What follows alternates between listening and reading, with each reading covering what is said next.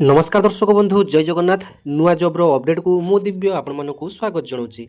दर्शक बंधु आपण मैंने जदि चाकरी अपेक्षार अच्छा रेलवे रिक्वायरमेंट बोर्ड तरफ आरआरबी तरफ आपण मानक सबुठ बड़ वैकेंसी निजुक्ति आसापी जाऊँगी जोटा कि आपण मैंने प्रायतः अपेक्षा करते रेलवे ग्रुप डी वैकेंसी तेबे एते सारा वैकेंसी आपण मानक आसूची तेबे आपण मैंने एबेठारु प्रिपेरेसन करि रखंतु एप्लाई डेट मध्य आउ 10 दिन मध्य आपण मानकर स्टार्ट होगा जाऊँगी। तेबे आपण मानक संपूर्ण अपडेट देवी जे आपण मानकर केमिति कोन अप्लाई करेंगे केते वैकेंसी रही डिटेल्स आपण मानक अपडेट देवी और वीडियो जब भल लगे गोटे लाइक करेंगे अन्य शेयर करेंगे चैनल को सब्सक्राइब करने। तेरे देखो पूर्वर रेलवे ग्रुप डी पदवी जो नोटिफिकेशन टी सर्ट नोटिफिकेशन टी आसी आपको देखी एथे आपंपाई डिटेल्स एक लॉन्ग वीडियो मोर यूट्यूब चैनल आपने पाइपर बायो को जी बायो आपने लॉन्ग वीडियो सेक्शन रही लॉन्ग वीडियो जाए आपने देखिपारे ग्रुप डी डिटेल सिलेबस आप सहित मुझे शेयर कर कौन सब्जेक्ट रू केते मार्क क्वेश्चन आप सहित आसो। तेज देखो रेलवे चाकरी अपेक्षा प्रार्थी मानी खुशी खबर जानतु किपरि करेंगे आवेदन। रेलवे रिक्वायरमेंट बोर्ड बा रेलवे निजुक्ति बोर्ड ग्रुप डी लेवल 1 पदवी निजुक्तिर प्रस्तुति समाप्त सरी निजुक्ति 22,000 पदवी खाली रही। आग्रही प्रार्थी मैंने फेब्रुआरी 20 पर्यंत आवेदन करेंगे ऑनलाइन माध्यम इच्छुक प्रार्थी मैंने आवेदन करेंगे। तेज जनवरी 20 तारीख यार आवेदन प्रक्रिया आरंभ हो जाऊँगी। तेज अधिक सूचना railway requirement board official website को आपको विजिट करने पड़ो www.rrb. आपर तेबे यही निजुक्ति 22,000 पदवी खाली पड़ी। यही निजुक्ति पॉइंट्समैन आसिस्टेंट और ट्रैक मेंटेनर ग्रेड आईबी भली पदवी रही। यह व्यतीत ग्रुप डी लेवल 1 पदवी इंजीनियरिंग वैद्युतिक यांत्रिक और अन्य टेक्निक विभाग पदवी पूरण करा। तेबे आवेदन तारीख जनवरी 21 तारीख रु फेब्रुआरी 20 तारीख पर्यंत आवेदन करा। तेबे देखो जनवरी 21 रु आरंभ हो आवेदन शेष तारीख है फेब्रुआरी 20 तारीख। तेबे बयस सीमा आपण जनरल पिला 18 वर्ष रु 33 वर्ष रही एवं संरक्षित वर्गर प्रार्थी मानक बयस सीमा छाड़ कर ओबीसी प्रार्थी मानक 3 वर्ष छाड़ कर एससी एसटी प्रार्थी मानक 5 वर्ष एज रिलैक्सेशन दिज्व। शिक्षागत योग्यता देखो ये आवेदनकारी 10वीं श्रेणी पास करथिबा जरूरी। एथिरे किछि पोस्ट रही 10वीं श्रेणी इलिजिबल और किछि पोस्ट रही आईटीआई करथिले टेक्निकल पोस्ट आपने इलिजिबल। तेज सर्वनिम्न 10वीं श्रेणी पास करथिले रेलवे ग्रुप डी चाकरी आपने करेंगे। एसहित आवेदनकारी आईटीआई किंबा एनएससी सर्टिफिकेट रखिथिबा बा नाक सर्टिफिकेट रखिथिबा आवश्यक। यही शिक्षागत योग्यता टेक्निक विभाग पर लाभदायक बोली साब्यस्त हेबो।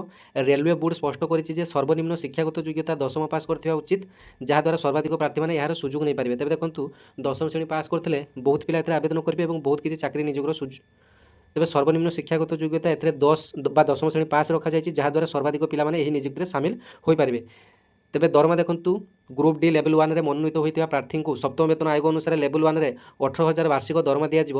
बेसिक पे आपर 18,000 रही। बर्तमान सेंट्रल गवर्नमेंट बर्तमान डीए चली 58 आपने इन हैंड सालारी आपने 30,000 रु 35,000 भितर आपर इन हैंड सालारी आपंपाई रहा। व्यतीत महंगा भत्ता घर भड़ा और रेलवे अन्य भत्ता दिज्व। तेबे चयन प्रक्रिया देखो सर्वप्रथम इच्छुक प्रार्थी मानक कंप्यूटर आधार में तथा सीबीटी माध्यम एक एंट्रांस टेस्ट टी दवाई पड़ो। यापर सफल प्रार्थी फिजिकल दक्षता पीईटी डक यही पर्यायर से शारीरिक सुस्थता मूल्यांकन कर पीईटी पास कर प्रार्थी डॉक्यूमेंट जांच कर शेष एक डाक्तरी परीक्षा मेडिकल फिटनेस टेस्ट कर समस्त पर्यायर सफल होगा प्रार्थी मानक शेष में चयन कर। तेज आवेदन शुल्क जाणी नियंतु फीज केते लेखा रही। जनरल और ओबीसी प्रार्थी मानक 500 टंका लेखाएं फीज रही। जदि जड़े प्रार्थी सीबीटी रे उपस्थित होती तेज 400 टंका फेरस्त कर। एससी एसटी और भिन्नक्षमों आवेदन शुल्क बा एप्लिकेशन फीज टी 250 टंका रही। तेज आवेदन करने आपर यार ऑफिशियल वेबसाइट को जावाई पड़ो रेलवे रिक्वायरमेंट बोर्ड लिखिदे आपर वेबसाइट आपर आसीज। तेज देखो सीबीटी एग्जाम रे 100 मार्क क्वेश्चन आसो मल्टीपल क्वेश्चन आपंपाई आसो। कंप्यूटर आपर एग्जाम टी हे टोटाल मार्क 100 मार्क 100 टी क्वेश्चन आसो। प्रत्येक क्वेश्चन मूल्य 1 मार्क लेखाएं रही। समय आपंपाई 90 मिनिट अर्थात 1.5 घंटा आपंपाई समय रही। नेगेटिव मार्किंग रही 1/3 मार्क आपंपाई कटो अर्थात गोटे भूल है 1 मार्क तो आपंकर कटुची और 3टी भूल है आपंकर 1 मार्क कटो। एमती नेगेटिव मार्किंग व्यवस्था रही। देखूँ एथे आपंकर सिलेबस देखी नियंतु जनरल इंटेलिजेंस और रीजनिंग आपंकर 30 मार्क 30 क्वेश्चन आपंकर 30 क्वेश्चन 30 मार्क आसो। जनरल साइंस रे 25 क्वेश्चन 25 मार्क आसो। मैथमेटिक्स रे 25 क्वेश्चन 25 मार्क आसो। जनरल अवेयरनेस करेंट अफेयर आपंकर 20 क्वेश्चन 20 मार्क आपंपाई आसो। और क्वेश्चन आपंकर बायलांगुएल क्वेश्चन आपंपाई रशार पिला ओडिया क्वेश्चन आसो। मैथमेटिक्स रे देखो सिलेबस आपंकर भल भाव देखी नियंतु। मैथमेटिक्स रे आपंकर नंबर सिस्टम बुडमास जो बरह गोमिफे decimals fraction LCM HCF algebra geometry त्रिकोणमिति mensuration, time and work, time and distance, simple and compound interest, age calculation, calendar and cook, profit and loss, data interpret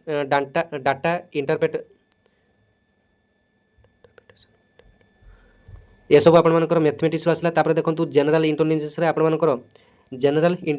ଆପଣମାନଙ୍କର analogy series, alphabetical and numerical series, coding decoding, jumbling, Venn diagrams, syllogism, blood relation, କୋ calendars, puzzles, direction statement ଏସବୁର ଆପଣମାନଙ୍କ ପାଇଁ general ଇଣ୍ଟେଲିଜେନ୍ସରୁ question ଆସିବ। ତାପରେ ଦେଖନ୍ତୁ general science ଆପଣମାନଙ୍କର 10th standard ଲେଭେଲର କ୍ୱେଶ୍ଚିନ୍ଟି ଆସିବ। ଫିଜିକ୍ସ, କେମିଷ୍ଟ୍ରି, ଲାଇଫ୍ ସାଇନ୍ସରୁ ଆପଣମାନଙ୍କର ସବୁଥିରୁ ମିଶିକି ଜେନେରାଲ ସାଇନ୍ସରେ କ୍ୱେଶ୍ଚିନ୍ ଆସିବ। ତାପରେ ଜେନେରାଲ ଆୱାରନେସ୍ ଏବଂ କରେଣ୍ଟ ଆଫେୟାରରୁ ଆପଣମାନଙ୍କର କ୍ୱେଶ୍ଚିନ୍ ଆସିବ। Indian railway, history, geography, political, polity, economics, science technology, sports, culture, current events ଏସବୁର ଆପଣମାନଙ୍କ ପାଇଁ କ୍ୱେଶ୍ଚିନ୍ ଆସିବ। ତାପରେ ଦେଖନ୍ତୁ ଆପଣମାନଙ୍କର ଏହାର ନେକ୍ସଟ ଷ୍ଟେଜ୍ ହେଉଛି ଫିଜିକାଲ ଏଫିସିଏନ୍ସି ଟେଷ୍ଟ ହେବ ଆପଣମାନଙ୍କ ପାଇଁ। ଫିମେଲ କ୍ୟାଣ୍ଡିଡେଟ୍ମାନଙ୍କ ପାଇଁ লিফ্ট বা ক্যারি অছি 35 কেজি ওয়েটକୁ ସେମାନେ ବୋହିବେ 100 ମିନିଟ୍ 35 କେଜି ଏକ ବସ୍ତାକୁ ବୋହି 100 ମିଟର ପର୍ଯ୍ୟନ୍ତ ଯିବେ 2 ମିନିଟ୍ ଭିତରେ ଆପଣମାନଙ୍କୁ କଭର କରିବା ପାଇଁ ପଡ଼ିବ। এটা ହେଲା ମେଲ୍ମାନଙ୍କ ପାଇଁ। ତାପରେ ଫିମେଲ୍ମାନଙ୍କ ପାଇଁ ଦେଖନ୍ତୁ 30 କେଜି ୱେଟ୍ ସେମାନେ 30 କେଜି ଓଜନର ଗୋଟିଏ ଜିନିଷକୁ ସେମାନେ ପିଠିରେ ଲଦେଇ 100 ମିଟର ପର୍ଯ୍ୟନ୍ତ ଯିବେ 2 ମିନିଟ୍ ସମୟ ମଧ୍ୟରେ ଆପଣମାନଙ୍କ ପାଇଁ କଭର କରିବା ପାଇଁ ପଡ଼ିବ। ତେବେ এই 30ଟାକୁ ଆପଣମାନଙ୍କର 25 କରି ଦିଆଯାଇଛି। ବର୍ତ୍ତମାନ ନୋଟିଫିକେସନ୍ ଆସିଲେ ଆପଣମାନଙ୍କ ପାଇଁ ଡିଟେଲ୍ସ ଜଣାପଡ଼ିବ।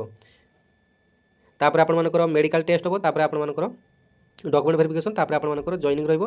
जदि आपन माने सेंट्रल गवर्नमेंट चाकरी करिया पई चाहुचंती आपनकर पई सुযোগ रहिछि 10वीं श्रेणी पास रे एवं एथरे आपनकर क्वेश्चन बहुत सहज लेवल रो क्वेश्चन आसे। बस आपनकर भलो भाबरे प्रिपरेशन करिबा निहाती आवश्यक, कारण एथरे आपनकर माइनस मार्किंग बा नेगेटिव मार्किंग रही। आपण मैंने देखूँ ये जो सब सिलेबस गुड़ाक मुझे कहीगली ये सब सिलेबस गुड़ाक डेली गोटे लेखा आपण मानक क्लास करने पड़ो। आपण मैंने विभिन्न यूट्यूबर जो लक्ष्मीधर सार हूँ कि चिन्मयी सार हूँ कि आपर आडा 247 आपर जिते सब ओडार शिक्षाविद अच्छा जो यूट्यूबर अच्छा से क्लास आपण मैंने धरा जाओ आज गोटे नंबर सिस्टम गोटे क्लास कले आपने समस्त भिडियोटी देखिए जे नंबर सिस्टम मध्य केते प्रकार क्वेश्चन आपर आसीपारुची से सब विषय आपर आइडिया हो गले आपने प्रायतः मैथमेटिक्स को कवर करेंगे। तापर जनरल इंटेलिजेंस और रीजनिंग आपण मैंने प्रायतः ये सब गोटे गोटे टॉपिक वाइज आपण मैंने वन सेट क्लास गोटे लेखा कर दिंतु भल हम। तेज परवर्ती भिडियो आपको आउ गोटे जॉब अपडेट को देखा। धन्यवाद। जय जगन्नाथ।